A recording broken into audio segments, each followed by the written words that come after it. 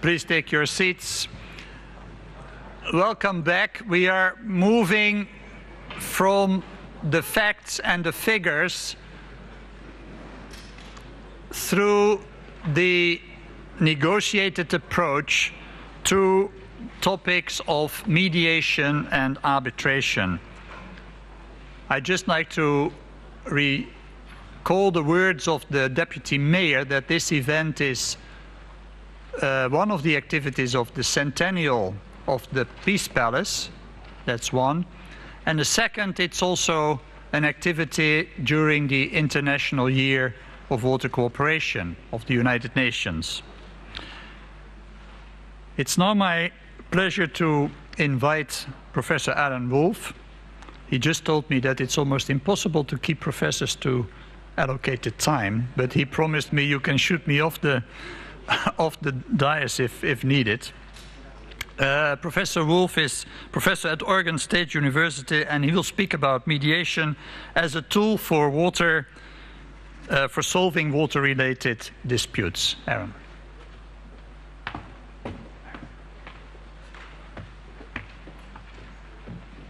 Terrific. Thank you. I saw the program, and I saw the professors lined up, and I thought, and Hank's been sending, those of you who aren't speakers don't know, Hank's been sending these really polite but firm emails. No more than 4 slides, no more than 20 minutes. We really need to keep straight on time. And I saw all these professors. He doesn't know we only speak in 50-minute blocks. And so there was no way that, but I promised, and David was right on time. I promise a lot of slides, but 20 minutes on the dot. The first thing is I'm going to make a quick correction. I'm not going to speak about mediation at all because I don't do mediation. I think there's a sheet that was handed out, put on your chair. The first time I came to the Peace Palace, I was a grad student, and I had assumed 2 things about water and conflict. One, that there were a lot of water wars, and was looking at the time as a grad student for evidence of them, wasn't finding much. And also that somehow, somewhere, there was a body that was just resolving all these international water disputes. So at the time, this must have been 1992 or 3, and I came here. I had a grant to come and study, and I came here to the library. I said, can I please have all the files of all the times that you guys must have resolved all these water disputes since your creation just after World War II? And there was absolutely nothing. And it stunned me. And it stunned me for what we've come collectively to understand is that neither of these things happen. There's very little official mediation at the international level, specifically around water. There's some, and a number of people in the room have dealt with that. And at the same time, there's very, very little violence specifically around water, specifically across international borders. So if not that, what is it we do? How do they get resolved? Because they do get resolved. There's some 600 water treaties that have been signed since World War II. Conflicts do come up around the world, as we know, because we're here. But they also get resolved, which we know because we're here. So the question is how? What I work as is 2 things. One, I try and study these processes at a global level. But 2, about half of my time I'm in the room doing not formal mediation, but facilitation. And that's at all different levels. It's in the Western U.S., believe it or not, we have some water conflict. And internationally, at an international level, how do you create better processes so that these 2 issues that we deal with can be handled together? And the second correction I make is we're not solving water disputes, because I don't think these disputes ever get resolved. As Shafiq mentioned, water management is conflict management. It's always multi-stakeholder. Anytime you're managing a scarce resource, there's continuously going to be conflict. And we use that, 1, to facilitate dialogue. It gets people in the room. But 2, to help craft solutions, not just around water, but as we're here hoping, that it ekes out into the rest of the world and can help facilitate a process of peace building. So to start with, this is a problematique. This is our problem in maps. The left-hand side is the way water people see the world through watersheds. And again, Shafiq showed these different scales. We see the things that bind us, the quality, the quantity, the surface water, the groundwater. It's all connected, and those pesky international borders just keep getting in the way of efficient water management. If only we didn't have these pesky borders, we wouldn't have any water problems at all. Unfortunately, we do. And then the figure on the right is the way the rest of the world sees watersheds. Those boundaries are there for very legitimate reasons, protecting sovereignties and economies and ethnic groups and all kinds of things that boundaries do. And so this isn't a question of which of these is right or wrong. This is our reality. We have to manage the resource as if the world looked the way it does on the left, while recognizing the very legitimate boundaries and barriers that are there to protect the things that are protected by the world on the right. This is in IR theory, and because my university allows me to come, I have to put some theory up. The realists see this as high politics, these grand international, the flag issues versus low politics, the kind of on-the-ground water issues. And the realists say that you can't solve water problems without solutions at the national level. The functionalists, on the other hand, they say the opposite, that if you start on the ground solving things like water, electricity, cross-boundary flies, whatever it is, then it moves up into a process of peace building and impacts the politics. And again, what I'm going to suggest is it's not an either-or. In facilitation, we're taught every time we see an or, turn it into an and. We have to recognize that both exist simultaneously. There's the water issues, there's the politics, and to do this work right, we have to know them both. Just out of curiosity, how many people here feel they're mostly trained on the diplomatic, political, social side? How many people feel they're mostly trained on the water resources side? How many people feel they've been adequately trained in both? Yeah, 4 people, that's what I thought. So this is a really important point. I'm also wondering if all the political people sat on this side for a reason. There's some psychology there that I haven't figured out. Let me give a couple of examples of where we've done this well and poorly. This is a project some of you may remember called the Peace Canal. This was a canal that was coming from the Tigris-Euphrates to the Jordan. As we've heard earlier, the Jordan's out of water. Some of the neighbors there have issues with the other neighbors there. And this idea was that a canal would come through the Golan Heights and act, one, as a water canal, but also as a tank barrier. It's huge, massive. It was going to cost $3 billion to build. It was an interesting idea, except the politics hadn't really been thought out. One, the water hadn't been thought out, because if you cost this out, a tomato would cost about $150. But two, the politics hadn't really been thought out, because if the politics are good enough between Israel and Syria for the water to flow, you don't need a tank barrier. And if it's not, you're not going to allow the water to flow. Another place where it wasn't thought out well, and this was by me, was the first time I went to the Salween Basin. I had been asked to help craft a discussion. So one next to the Mekong, the riparians are China, Myanmar, and Thailand. And this was the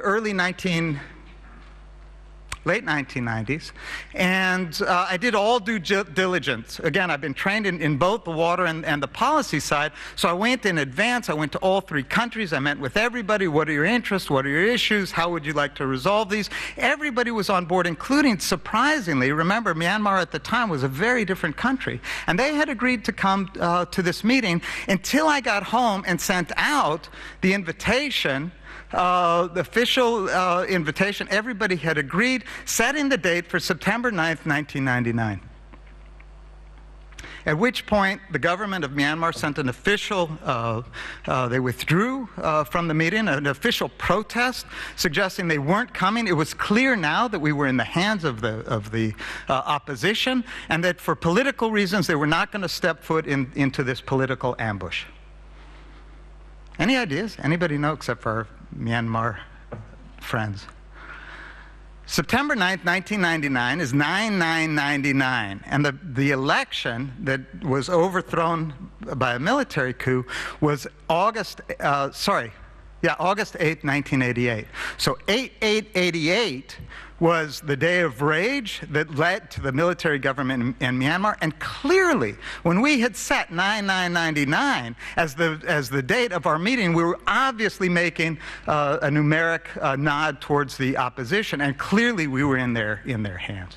So knowing the political nuance, and a lot of times water people would just love for this not to be an issue. I've optimized, I know the answer, I've got it all efficient, here's the answer, if you cooperate, here's the benefits. And those pesky politics get in the way. And the opposite is also true. The political people would love to get water, but they keep saying things like, the dam is going to stop up the river. Clearly this dam upstream, a full dam can't stop anything. A full dam has no storage in it. And so the idea that you really have to get both is a critical issue. And one of the places, this is one of the most studied basins in the world. I think if reports were water, the Jordan wouldn't have an issue at all. One of the most studied basins in the world, and interestingly, and again, Shafiq mentioned the Johnston negotiations in the 50s, which relied on solving the water problem and assuming the politics would fall into place, and they didn't.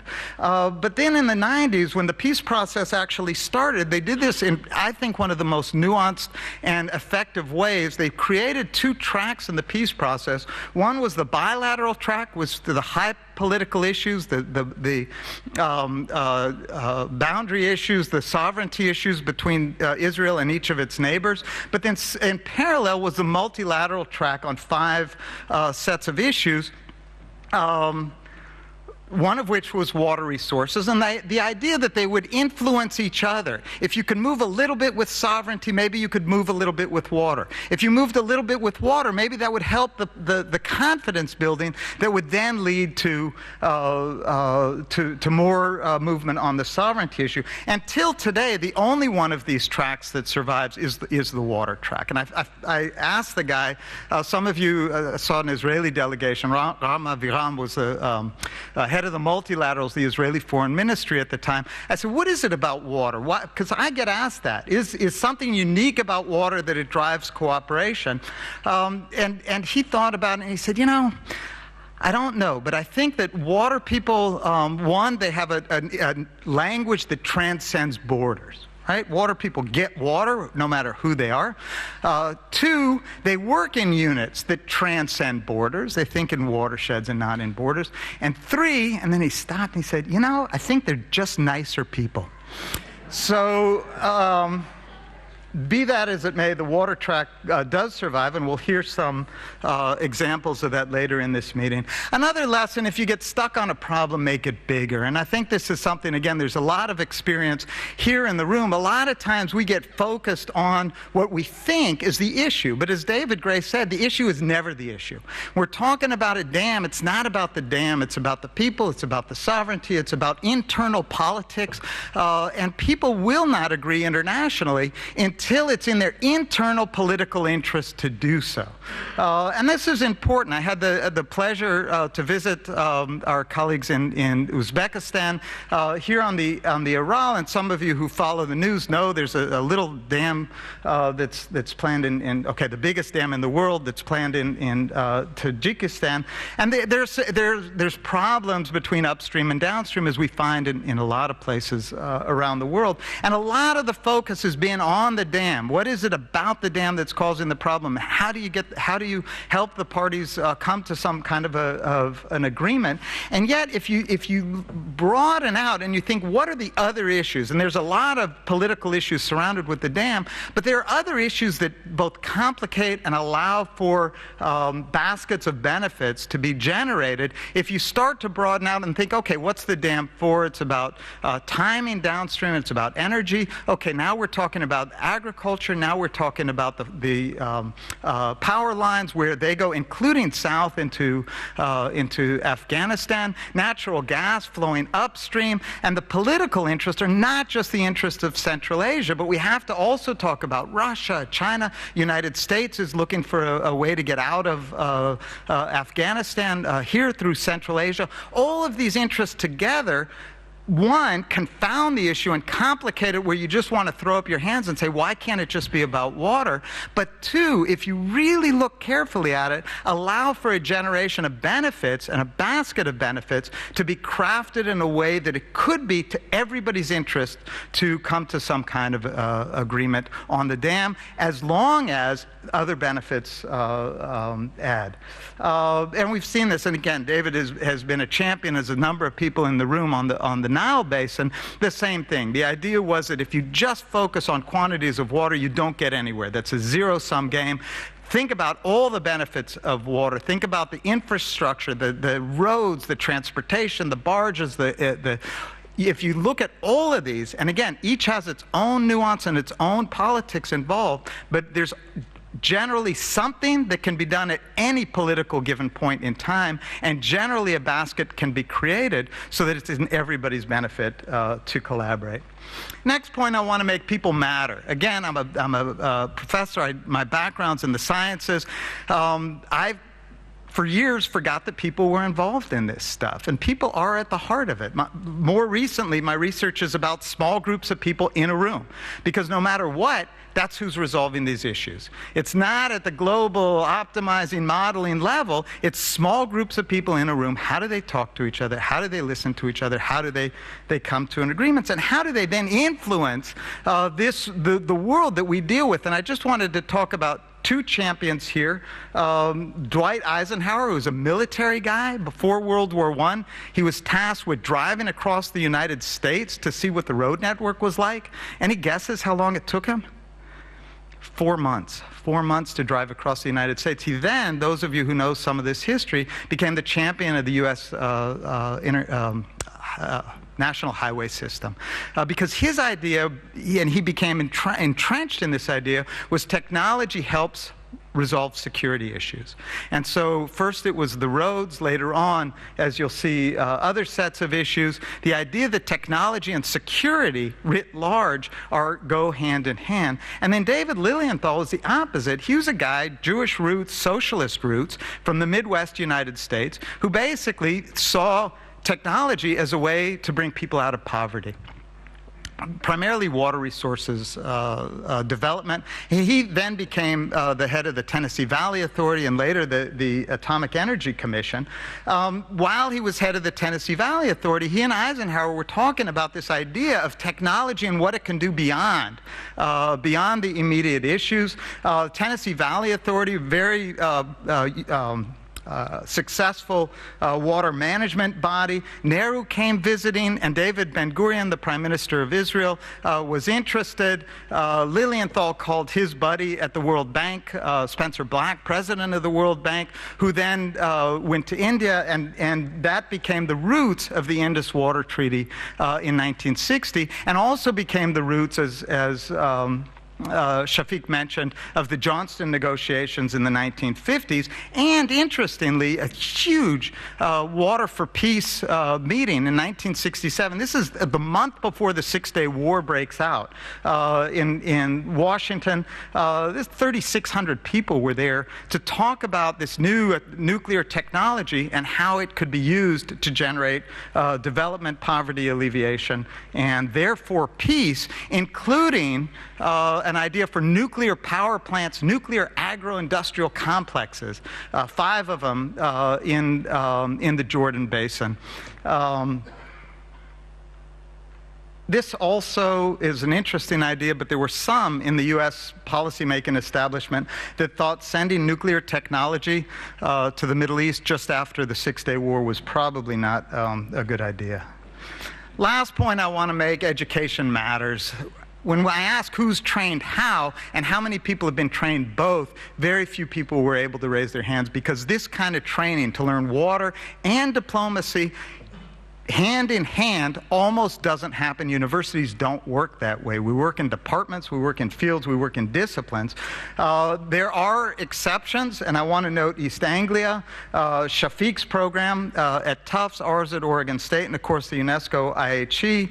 I'm really proud to be working with our colleagues in UNESCO IHE and University of Peace to think about how we can better train what Shafiq mentioned as the next generation of water leaders.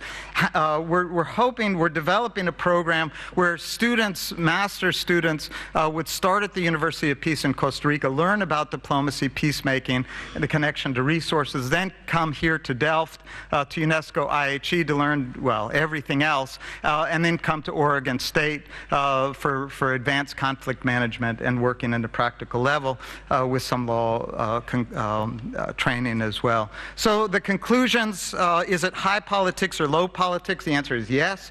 An altruistic champion, so much of this is about individuals who really care about making a difference.